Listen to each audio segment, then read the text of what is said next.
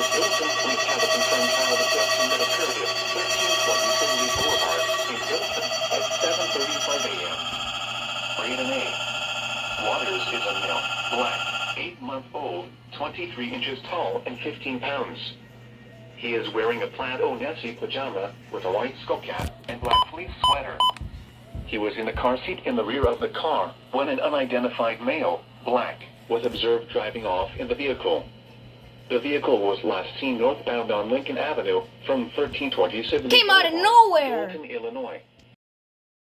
Black, 2021 Kia with North Carolina license plates HKB6-9-9-3. Anyone with information should call 911.